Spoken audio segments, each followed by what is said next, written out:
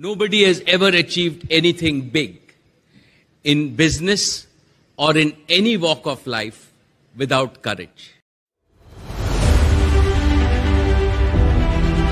Mukesh Ambani is an Indian business magnate who is the chairman, managing director, and largest shareholder of Reliance Industries Limited, RIL, a Fortune Global 500 company and India's most valuable company by market value.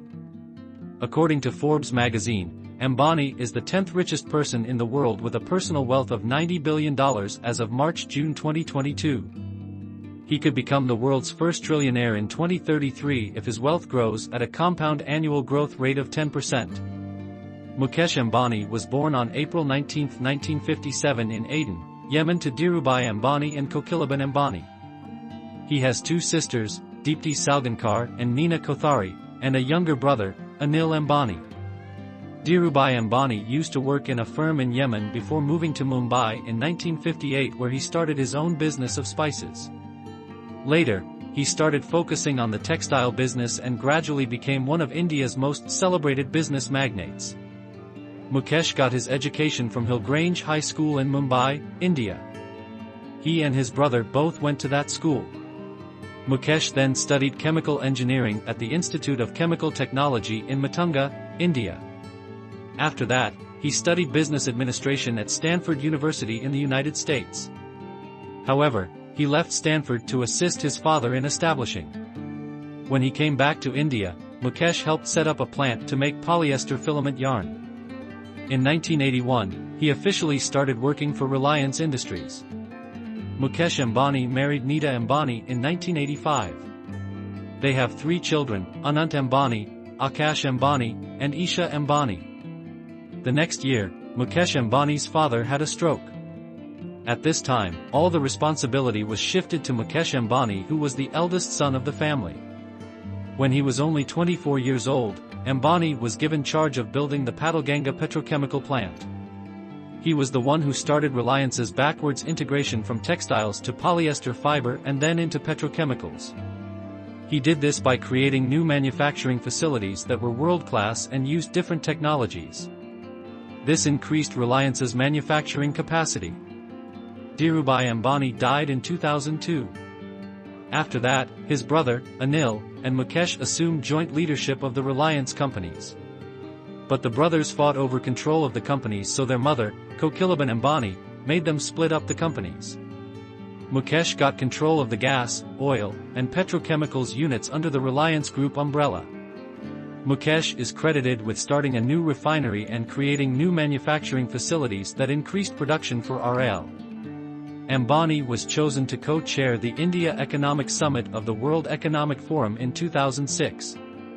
The World Economic Forum is an international organization that has some of the world's most important business people, politicians, and scholars. They meet every year to discuss global commerce, economic development, political concerns, and social issues.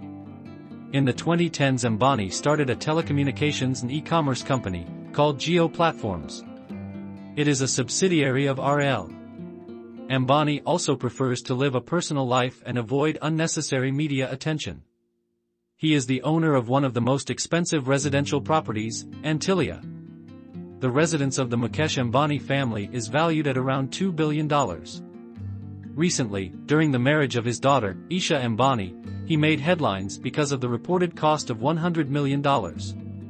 In 2008, his company Reliance Industries bought a cricket team worth $111.9 million, Mumbai Indians, in the Indian Premier League. Mukesh saw the opportunity to get rid of the clause post the crisis of 2008. Anil had found himself in trouble as many of his projects were stuck and required gas at reasonable rates. Mukesh stepped in to supply the gas on the condition that the non-compete clause was annulled. However, this cannot be mistaken for brotherly love. What ensued soon after was Mukesh playing a hand to ensure that the deal between Anil's Recom and South Africa's MTN never took place. This deal would have made Arcom one of the largest mobile companies in the world. Mukesh's quest for the telecom sector was not just for business purposes. After all, Arcom was a company whose creation and early growth was owed to Mukesh. Sadly, he lost the company in the split. Mukesh invested a lot of money he made from his oil and petrochemical business into creating a competitive telecom company.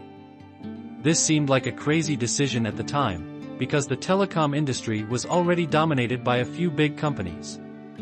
Eventually, Jio came out with 4G and offered the lowest prices possible. This made it impossible for other companies to compete. Mukesh's business skills were clear here. He took advantage of the industry by offering expensive products in return for poor 2G and 3G services. Jio even forced other players to offer their products at lower prices. Anil's Reliance Communication was quickly washed away in the pricing war. However, Anil was not the only one affected. Giants like Bharti Airtel soon realized that Jio was there to dominate. In addition, unlike others in the sector, Jio had deep pockets thanks to Reliance's petrol business. Vodafone and Idea barely even managed to survive, and their position hasn't improved since. It took the telecom sector 25 years to build a 2G network across India. Jio was able to do this in just 3 years thanks to Mukesh's drive and successful execution.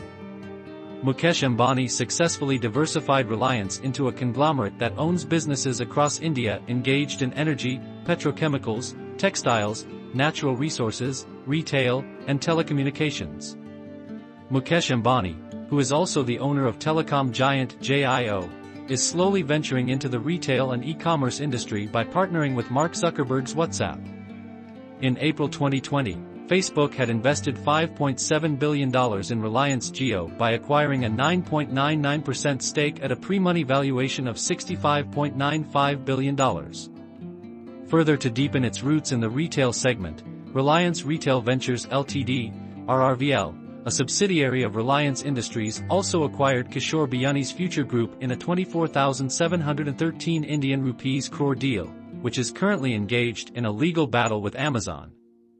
Mukesh Ambani led Reliance to become the first Indian company to exceed $100 billion in market capitalization. The company is also currently the most profitable in India.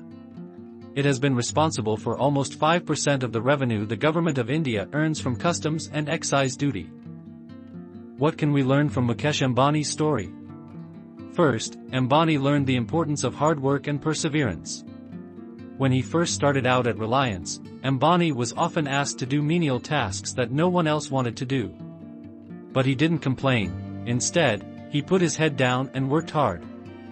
This dedication paid off, and Ambani eventually rose through the ranks to become chairman and managing director. Second, Ambani learned the importance of adaptability. When the Indian government instituted a series of reforms that liberalized the economy in the 1990s, Ambani was quick to seize on new opportunities. He expanded Reliance's operations into new areas like telecommunications and retail, which helped the company to become even more successful.